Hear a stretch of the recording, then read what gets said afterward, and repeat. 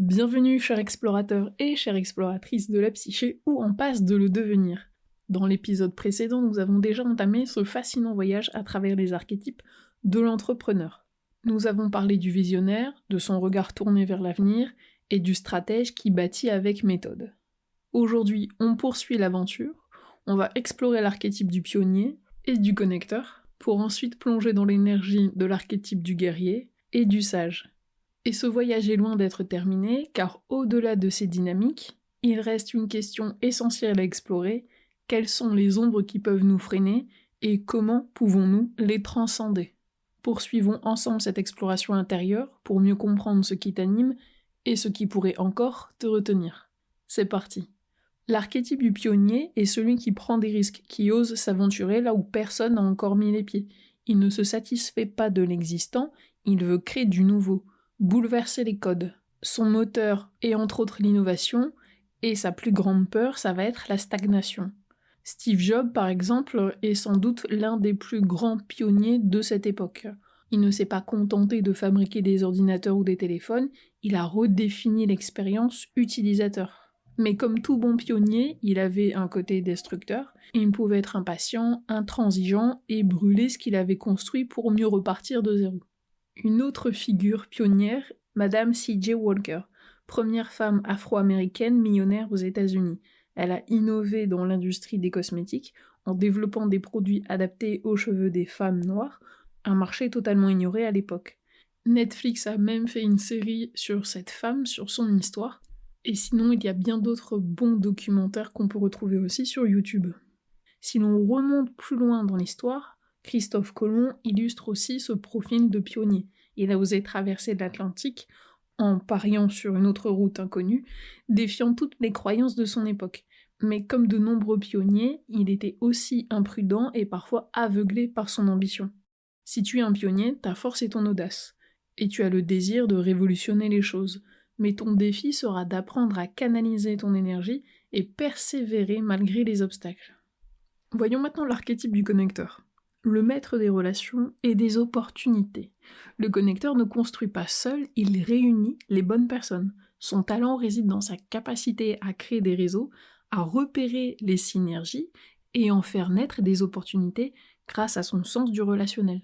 C'est exactement ce qu'a fait Richard Branson, fondateur de Virgin. Il n'est pas un expert en technologie ou en finance, mais il sait trouver des bons talents, les motiver et les connecter aux bonnes ressources. De la même manière, Oprah Winfrey est une connectrice. Son charisme et son sens du dialogue lui ont permis de créer un empire médiatique basé sur la connexion humaine. Plus loin dans l'histoire, Benjamin Franklin était aussi un connecteur. Politicien, scientifique, écrivain, il a joué un rôle clé dans l'indépendance des États-Unis grâce à son réseau et à son influence. Si tu es un connecteur, ou tu te retrouves plus dans l'archétype du connecteur, ta capacité à tisser des liens et repérer des opportunités est un atout majeur. Mais ton défi sera de ne pas te disperser, car à force de vouloir tout connecter, tu risques d'oublier ta propre vision. Ces 4 premiers archétypes te donnent déjà une piste sur ton style entrepreneurial.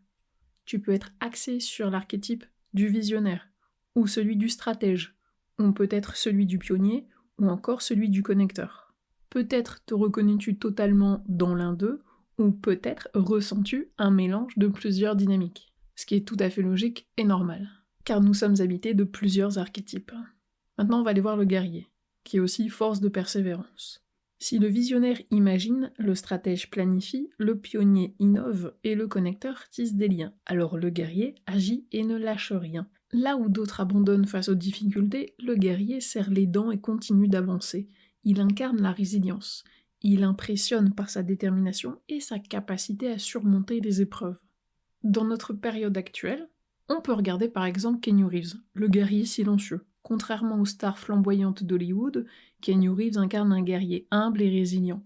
Derrière son calme et sa discrétion se cache un homme qui a traversé des épreuves dévastatrices. La perte de son meilleur ami, la mort de sa fille à la naissance, puis de sa compagne peu après. Plutôt que de sombrer, il a continué à avancer, se consacrant à son art et cultivant une force intérieure impressionnante.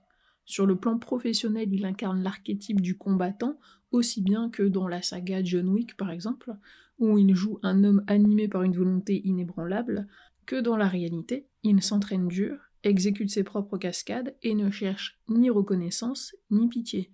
Son courage discret, sa persévérance et sa droiture font de lui un guerrier à part. Ensuite, on peut regarder aussi Serena Williams, la force incarnée sur le terrain et dans la vie. Dans un monde du sport longtemps dominé par les hommes, Serena Williams s'est imposée comme une battante hors norme. Depuis son plus jeune âge, elle a dû prouver sa valeur, faire face aux critiques, aux stéréotypes et aux attentes démesurées. Et rien ne l'a arrêtée. Son palmarès parle pour elle, 23 titres du Grand Chelem, des records brisés et une domination absolue sur le terrain féminin pendant 2 décennies. Elle fait partie des 5 joueuses les plus titrées de l'ère Open. Mais ce qui fait d'elle en vrai une guerrière, ce n'est pas seulement son talent, c'est son mental d'acier, sa rage de vaincre et sa capacité à toujours revenir, même après des blessures, après une grossesse et aussi après des doutes. Elle n'a jamais eu peur d'affronter l'adversité, que ce soit sur le terrain ou en dehors, en prenant la parole sur des sujets comme l'égalité homme-femme et la représentation des athlètes noirs. Maintenant, si l'on remonte plus loin dans l'histoire, très loin, aux alentours du XIIIe siècle avant Jésus-Christ, à l'âge de bronze, on retrouve Achille, le guerrier absolu, entre gloire et destruction. Dans la mythologie grecque, peu de figures incarnent aussi parfaitement l'archétype du guerrier qu'est Achille. Dès sa naissance, il est destiné à une existence hors norme, fils d'une déesse formée par le centaure Chiron. Il est le plus grand combattant de son époque. Sur le champ de bataille de Troie, il est invincible, rapide comme l'éclair, animé par une rage et une soif de victoire sans égale. Mais comme tout guerrier, il porte en lui une ombre destructrice. Son orgueil, sa passion et sa colère le poussent à des excès qui le précipitent, je vais pas dire dans une chute, vu que c'était déjà sa destinée. Quand son ami Patrocle est tué, il se consume de vengeance, massacrant Hector sans pitié. Son destin emblématique montre bien le paradoxe du guerrier, il est un héros, mais sa violence et sa virulence, sa passion et son désir de gloire le conduisent vers une destinée inévitable. Achille nous rappelle bien que le guerrier doit absolument canaliser sa force, son énergie. Si tu te reconnais plus dans l'archétype du guerrier, ton plus grand atout est ta capacité à affronter les obstacles, avec une grande résilience. Mais attention, ne pas savoir lâcher prise peut mener à l'épuisement ou t'enfermer dans une lutte permanente. Savoir choisir ses batailles est essentiel. Voyons maintenant si tu te reconnais dans l'archétype du sage, ou si jamais tu devrais plutôt acquérir les qualités de cet archétype. Le sage, c'est plutôt la réflexion avant l'action. Face à l'ardeur du guerrier, le sage adopte une approche plus mesurée. Là où d'autres forcent, foncent, il prend du recul, analyse et réfléchit avant d'agir. Son regard porte loin, il sait que certaines décisions doivent être mûries avant d'être prises. Un exemple de cet archétype, toujours dans notre vision entrepreneuriale, attention.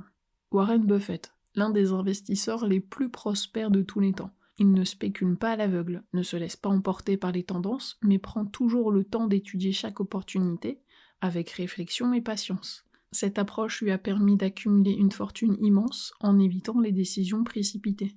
Une autre figure de sage, entre guillemets, parce que c'est une politicienne, mais quand même, je pense qu'on peut lui accorder ceci, elle était chancelière, elle a gouverné l'Allemagne avec prudence et réflexion, préférant la stabilité à l'impulsivité. Elle incarne plutôt l'idée que diriger, c'est parfois savoir attendre le bon moment. Il y a une autre figure féminine qui pour moi incarne la sagesse, même si on n'est pas dans un cadre complètement entrepreneurial, bien que, parce qu'en plus c'était quand même une femme tellement extraordinaire que forcément ça en fait partie. Donc j'ai envie de vous présenter Maya Angelou, sous son nom de naissance, Marguerite Annie Johnson Angelou. Peu de personnes ont marqué l'histoire avec autant de grâce, de force et de profondeur que Maya Angelou. Elle a été poétesse, écrivaine, militante, artiste. C'est une véritable incarnation du sage moderne. Elle a traversé le XXe siècle en laissant une empreinte indélébile à travers ses mots, ses combats et son charisme. Maya Angelou était polyglotte. Elle maîtrisait 6 langues, l'anglais, le français, l'espagnol, l'hébreu, l'italien et le fanti. une langue du Ghana. Cette capacité à parler plusieurs langues témoigne non seulement de son intelligence, mais aussi de sa capacité à tisser des ponts entre les cultures. Son amour des mots et de la communication transcendait les frontières, faisant d'elle une ambassadrice des peuples et des esprits.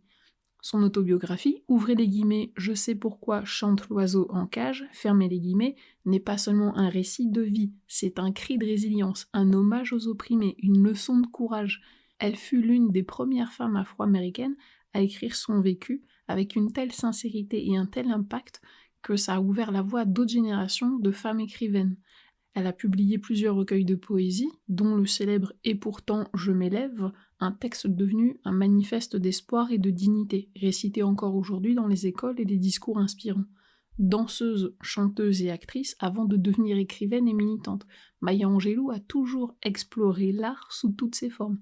Elle a travaillé avec des figures légendaires comme Martin Luther King Jr. et Malcolm X, contribuant à la lutte pour les droits civiques aux États-Unis et en Afrique. Son charisme et sa sagesse ont été reconnus au plus haut niveau. En 1993, elle fut la première femme afro-américaine à réciter un poème lors d'une investiture présidentielle, lorsqu'elle déclama « On the Pulse of Morning » pour Bill Clinton. Jusqu'à sa mort en 2014, Maya Angelou a continué d'inspirer des millions de personnes.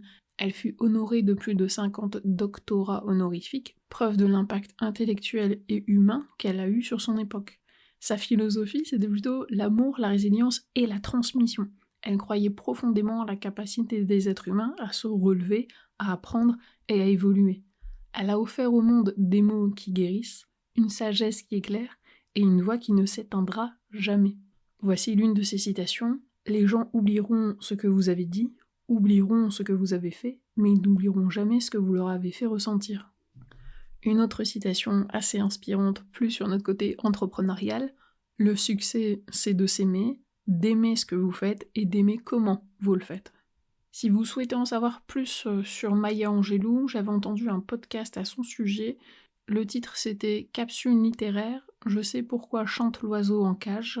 Maya Angelou. Si vous tapez ça dans YouTube ou sur Google, je pense que vous devriez le retrouver. Et maintenant, si l'on remonte à l'Antiquité, Socrate est l'un des plus grands représentants de cet archétype. Sa philosophie du questionnement et de la recherche de la vérité est typiquement celle du sage, préférant interroger plutôt que d'imposer. Mais comme tous les sages, il a parfois trop attendu avant d'agir, ce qui lui a coûté la vie lorsqu'il a été condamné à mort. Je ne sais pas si vous vous souvenez comment Socrate est décédé, quand il s'est suicidé, parce qu'il a bu volontairement de la ciguë, du poison. Parce qu'il avait été accusé coupable de ne pas croire au Dieu reconnu par la cité de l'époque. Donc on est 400 avant Jésus-Christ à Athènes. Bon, voilà pour la parenthèse au niveau de Socrate. Revenons à l'archétype du sage. Si tu t'es plus reconnu dans l'archétype du sage, ton esprit analytique et ta capacité à voir au-delà du court terme sont des atouts majeurs. Mais attention de ne pas tomber dans la suranalyse, car à force de trop réfléchir, on peut manquer des opportunités. Le vrai défi de l'archétype du sage est de savoir quand passer à l'action. Cette fois, je vais écouter l'archétype du sage en moi. Il se fait tard au moment où j'enregistre et ma voix commence doucement à décliner.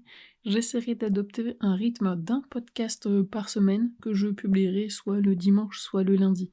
Dans le prochain épisode, j'aborderai l'ombre de l'entrepreneur, ce qui te freine sans que tu le saches, avant de répondre à l'ultime question, quelle est ta mission profonde ? Mais c'est bien grâce à l'identification des archétypes qui se constellent en toi que nous pourrons mieux explorer cette thématique. En attendant, je te souhaite une bonne écoute, une belle semaine, et je te retrouve très bientôt.